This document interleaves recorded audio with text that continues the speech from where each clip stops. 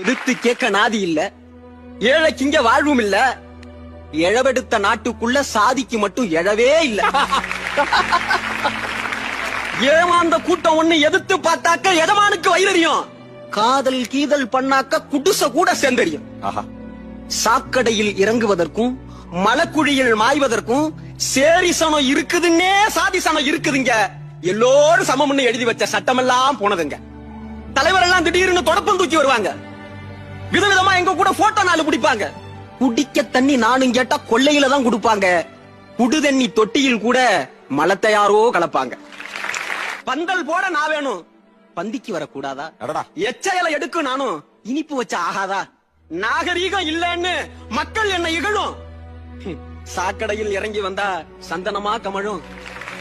மலக்குழியில் இறங்குகிற மனித கூட்டம் இருக்கு இந்த நாட்டினில. செய்யும் தொழிலே தெய்வம்னு